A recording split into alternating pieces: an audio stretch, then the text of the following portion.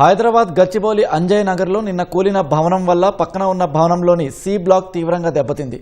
Flat తీవ్రంగా దెబ్బతింది. హాల్లోకి వచ్చిన తర్వాత ఒక్కసారిగా పెద్ద శబ్దం వచ్చిందని చెబుతున్నారు. ఇప్పటికీ దృశ్యాన్ని తలుచుకుంటే భయంగా ఉందంటున్నారు.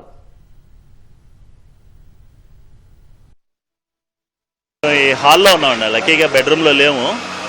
హాల్లో ఫ్యామిలీతో పాటు ఉన్నాము. ఇది గట్టిగా సౌండ్స్ అయ్యి వినపడగానే మేము కిందకి వాళ్ళ ఫ్యామిలీ తీసుకుని గబో కిందకి తీసుకెళ్ళాము. ఇప్పుడు బెడ్రూమ్ తలుపేసి ఉంది, చూడలేదు కూడా మేము. ఇంత ఏమైందని మాకు తెలియదు. కిందకి వెళ్ళి చూశాక అవతల వెనకాల బిల్డింగ్ పడిపోయాము. సరే ఏమైందని పైకి వస్తే మా బెడ్రూమ్ పరిస్థితి మీరు చూశారు కదా, మొత్తం డ్యామేజ్ అయ్యి, అంటే మేము మార్నింగ్ ఇదే బెడ్ మీద పడుకున్నాం అని తలుచుకుంటేనే భయంకరమైన ప్యానిక్గా ఉన్నాం అనమాట మేము. అది సిచ్యువేషను మొత్తం డ్యామేజ్ అయిపోయింది. బట్ అట్లీస్ట్ మా ప్రాణాలన్న బతికినాయి అన్నట్టుగా మా ఫీలింగ్. అది ఉంటుంది. 4-5 lakhs డ్యామేజ్ అయ్యిందండి. బట్ అట్లీస్ట్ మా ప్రాణాలు బతికినాయి అన్న, ప్రాణాలతో ఉన్నాం మనం అన్న ఇదే మాకు ఫీల్. డ్యామేజ్ అయితే అయ్యింది. ఇదే విషయం పైనుంచి కింద దాకా నడిచినాయి. 5 floorలు ఇలాగ ఉన్నాయి. అసోసియేషన్ గురించి మేము అసోసియేషన్ తరఫున కూర్చొని మాట్లాడాం రంగనాథ్ గారితో, కమిషనర్ గారితో కూడా. వాళ్ళు క్లీనప్ చేశాక చూద్దాం అన్నారు. ముందు ఇనీషియల్గా అంత అవదేమన్నారు. ఈ డ్యామేజ్ చూశారు అప్పుడు వచ్చి, అంతకుముందు చూడకముందు చెప్పారు. అలా చూశాక లేదు చాలా పెద్ద డ్యామేజ్ జరిగింది, విల్సి వాళ్ళు మాట్లాడుతూ అన్నారు.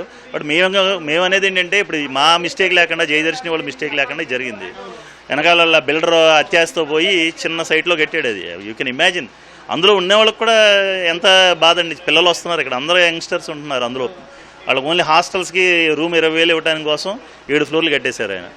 సో ఆ డబ్బులు కాసిపెట్టి చేసింది. అతని నుంచి ఈ కాంపెన్సేషన్ అయినా లేదా గవర్నమెంట్ అయినా సరే రీకన్స్ట్రక్షన్కి మాకు సపోర్ట్ చేయాలనేది మేము వాళ్ళకి చెప్పాము. మేము కోరుకునేది కూడా అది. దట్ ఒక్కటే కాదండి, మీరు if you see the other building also, ఇది ఈ లెఫ్ట్కి ఉన్న బిల్డింగ్ కానీ ఆ రైట్కి ఉన్న బిల్డింగ్ రెండు అదే స్టేజ్లో ఉన్నాయి.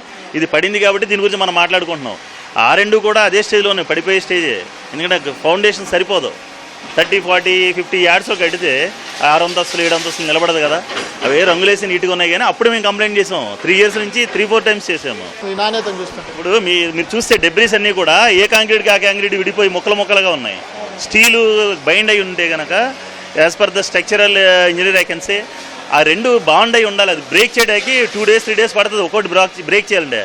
అలాంటిది బిల్డింగ్ పడగానే దేనికి అది ముక్కలకు వచ్చేసి స్టీల్ మీ యూ కెన్ సీ స్టీల్కి సెపరేట్ అయిపోతుంది. అది అలా ప్రెస్ చేయగానే మొత్తం ఊడిపోతున్నాయి. అంటే ఎంత నాణ్యత అస్సలు లేకుండా 3 monthsలో కట్టాడు 7 floors. It's like miracle. అంటే క్యూరింగ్ లేదు, కాంక్రీట్ మెటీరియల్ కూడా క్వాలిటీ వాడి ఉండడు డెఫినెట్గా. అదే మేము ప్యానిక్ అవుతానే ఉన్నాం.